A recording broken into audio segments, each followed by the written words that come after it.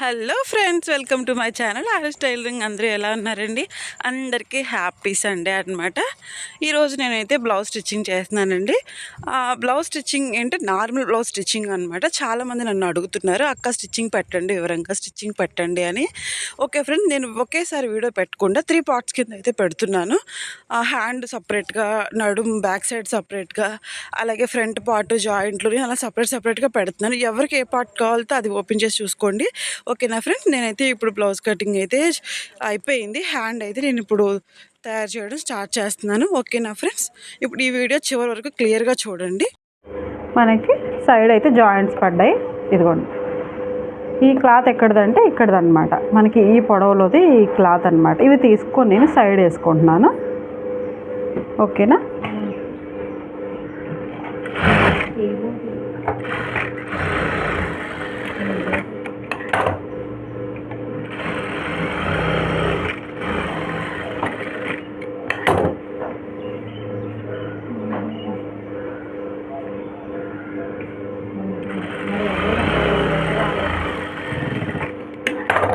ఇలా 4 వైపులు హ్యాండ్స్ అయితే జాయింట్ వేసుకుంటున్నానండి.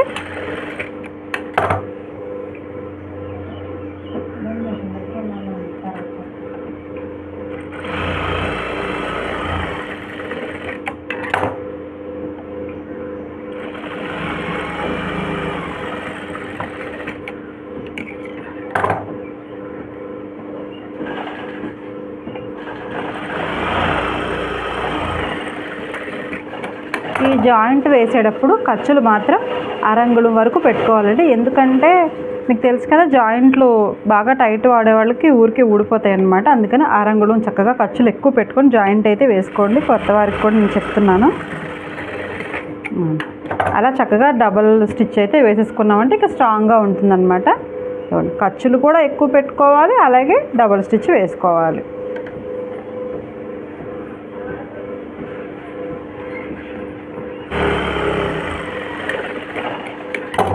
ఫ్రెండ్స్, ఇదిగోండి, నేనైతే ఇలా పాదం ఖర్చు కుట్టేశాను అనమాట.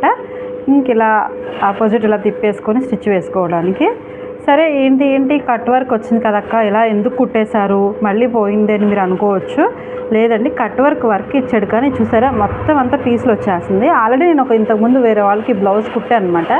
కుట్టిన తర్వాత మొత్తం ఇలా పీసులు వచ్చేసి చిరాగ్గా ఉంటే మళ్ళీ తీసేయాల్సి వచ్చింది. అందుకే నేను ఈసారి ఏం చేస్తున్నానంటే ముందుగానే ఇప్పుడు ఇది ఉండడం వల్ల వాళ్ళు చూసారా ఎలా ఊడొచ్చేస్తుందో, వేస్ట్ అనమాట. అందుకని ఏం చేద్దామంటే ఇంకా దాన్ని స్కిప్ చేద్దాం. దాన్ని తీసేసి నేనైతే పాదం ఖర్చు కుట్టుకొని చక్కగా స్టిచ్ అయితే చేసేసుకుంటున్నాను.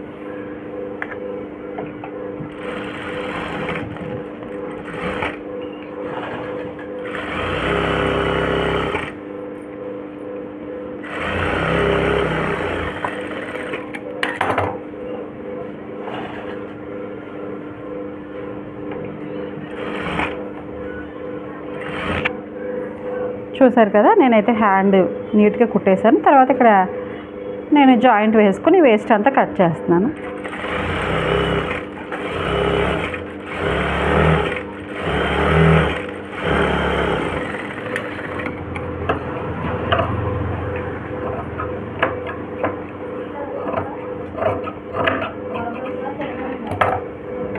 చూసారుగా ఫ్రెండ్స్, నేను వేస్ట్ అంతా కట్ చేసుకున్నాను.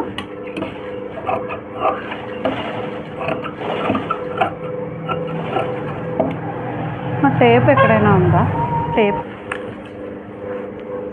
ఫ్రెండ్స్, నన్నైతే ఒక సిస్టర్ కామెంట్లో హ్యాండ్ కటింగ్ అయితే చూపించండి అక్క అని అడిగారు.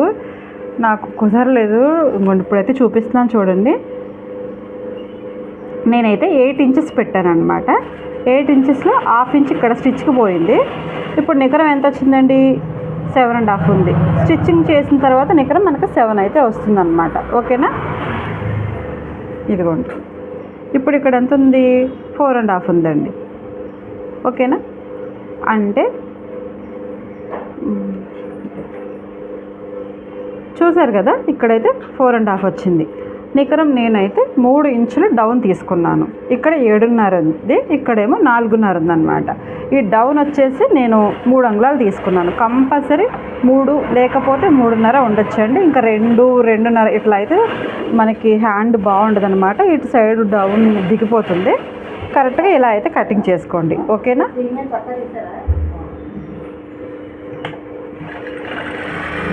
ఫ్రెండ్స్, నేను పార్ట్ 1లో అయితే హ్యాండ్స్ చూపిస్తున్నాను. ఇప్పుడు పార్ట్ 2లో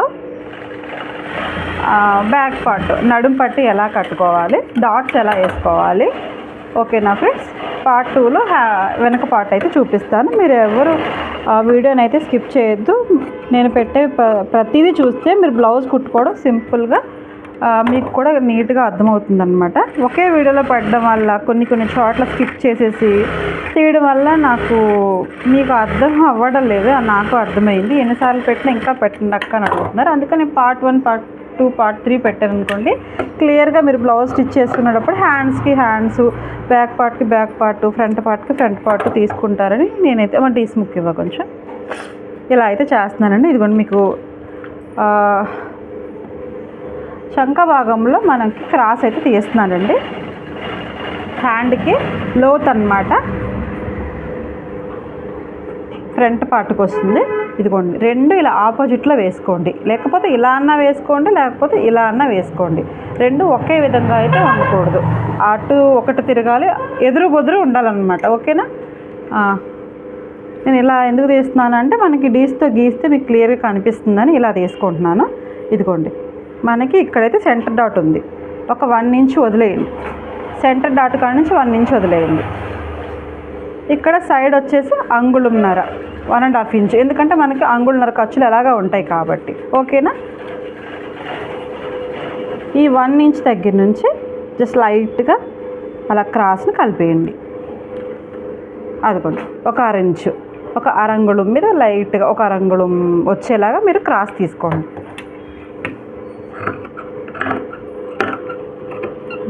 అలాగా. ఓకేనా?